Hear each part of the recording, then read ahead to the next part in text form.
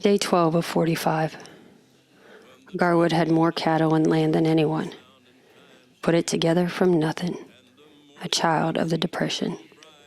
Before the oil wells, Garwood drove a Cadillac to check his cattle. He had the last word, and it was welcomed. Died young in 1972. Prostate. Then his son, Garland, died in 2017. Prostate. Should've, would've, could've. A cowman's lament. Horrible pain after it leaks into the bone. Morning, Cacho. Morning, Terry. Hey, Terry, this is Castration of a Cowboy, episode 12 entitled Garwood. Okay. And so, hey, we got a lot of good feedback from our pilot group, and they said we've got to get this thing shorter, that we're aiming for 7 minutes versus 15. They want more tapas. They don't want the whole, book of Genesis every time they log on in the morning. So we're going to cut out a lot of our bullshit and let you just get... That's editing. Yeah, that's right. That's right. We agree.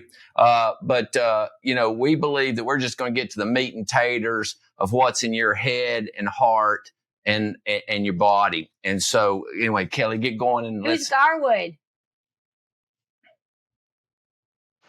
He was Big Cap and most respected man in the county. He was an auctioneer. He just wore Stetson. And his presence seems like Bill Clinton when he came into a room, just magnetic, just well thought of. And Garwood, he came, he just didn't take care of it, and it spread and had a horrible death and had a lot of remorse. And this was the man that was at the pinnacle. And then, it was very sad to see him die like this. And that was in the 70s, but it really didn't resonate in my head what he died from. People would say, well, he didn't take care of it and he died. So he died. And fast forward, he died of prostate cancer as well? How old was he? Yeah, 60. Oh, really? 60. Wow. And see, that prostate's like a little ball. And if you don't get on it quick, when you get a high PSA, that sucker starts leaking into your lymphatic system. And then it goes up the spine and you have this horrible death, And so that's why, they watch that PSA number and they want to catch it before it starts leaking into that other part of your body. Then you're a dead man. I think this is damn it. Sorry, go ahead. Huh? Go ahead. Damn it, Garland, who was about my age, I found out he died, and it just really surprised me because Garland was just so full of life and pulling practical jokes, and he was just a delight to be around. And what they say, well, he got cancer and didn't catch it early enough and he died, And it never did resonate to me what they were dying of. And it's all prostate, it's all their pecker quits getting hard. And instead of doing something about it, they just don't do anything about it. Wife's getting tired of sex anyway, so we'll just pretend everything's all right. And that's the nutshell this morning. No pun intended. When you get older, you start figuring out stuff. And you're putting pieces of a puzzle together, and then all at once you have this moment of clarity. This eureka, and that's Garwood. I had a eureka moment. Mm-hmm. Yeah. I think that if anyone gives you shit in dime box for not, dying with your boots on, you can tell the story of this magnificent man who did not get it early, detected early enough and had to die a horrible death. And you're a magnificent man and you want to die a beautiful death. Yeah. Well, yeah, but Yeah. if Garland had to do over again, would he do the same thing? Garwood? Yeah. No. He saw the light from what I understand at the very end, just from what I remember reading in the county paper. He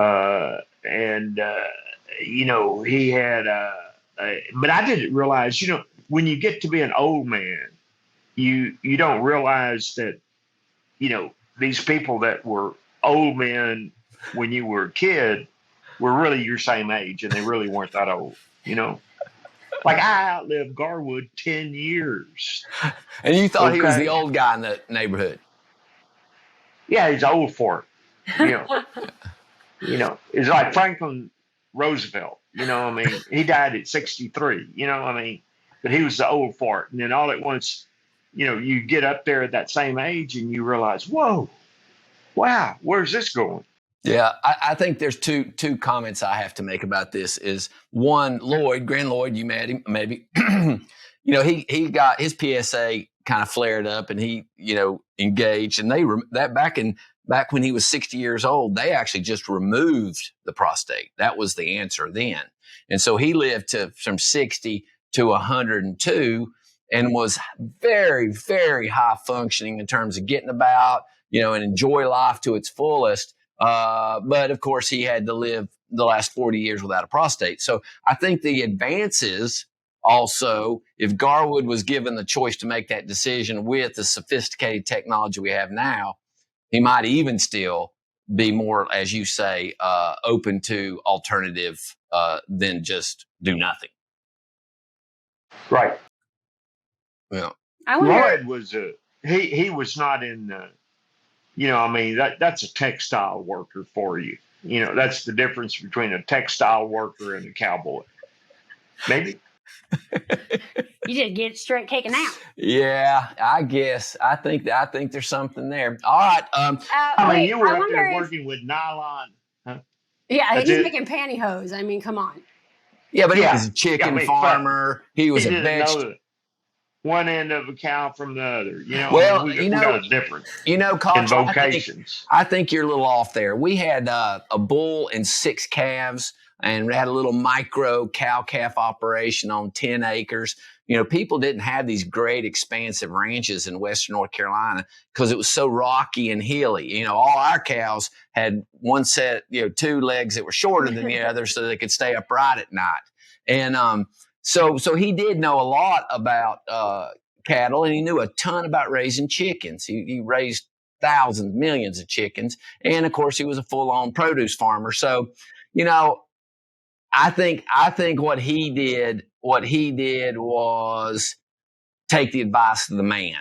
The man said, "Hey, Lloyd, you're 60 years old. Let's pull this thing out, and you're going to live another 60 years." And he said, "Sounds good to me." He just took the advice of the man. And maybe living in Western North Carolina as a mountaineer hillbilly, there's a different orientation of being told what to do. And, those guys in dime box or cowboys, just as soon as someone's turning around telling them what to do, they're going to run the other way, even if it's in their best interest not to. I agree. Yeah. So I wonder if at the time, sometimes you say you don't want to talk about it because you're embarrassed. And I wonder if Garwood was embarrassed, especially being such a big guy on campus kind of guy, to say I have prostate cancer and then to go do something about it. Yeah. I don't know. That was after you. That was 50 years ago. And I know my daddy never did talk about his pecker, and I don't think Garwood would either. Yeah. Well, and then you also have to think about the advice they were getting from cowboy doctors. The doctors had their mindset, had a cowboy orientation. And, I don't think that helped in terms of being more open to the variety of science that was available to them. God damn it, if we would have had ivermectin back then, we could have knocked that in the butt. We're in the nuts. Either one. Yeah. Hey, Cots, what else you want to talk about today? That's it. All right, that's it. Hey, this has been Castration of a Cowboy, episode 12, Garwood. Let's just glum them all together, 1 to 5. How you doing? Wait, I want to know. Oh, good. I need to count. Five. Mind, how's your mind today? 5. Body? Good. I feel good in the mornings. Nice. I feel like shit in the evenings, but good in the mornings. Oh, good. And then your soul? Good. All right, Good. 5 all Hey, Cottrell, we appreciate you. We love you to death. We're proud of you. Thank you so much for giving us your time. This, again, is episode 12, Garwood, brought to you by 4C Ranches, a for-profit corporation established in the state of Texas, in Dime Box, Texas. Done box? Okay. All right. Bye-bye. Appreciate you.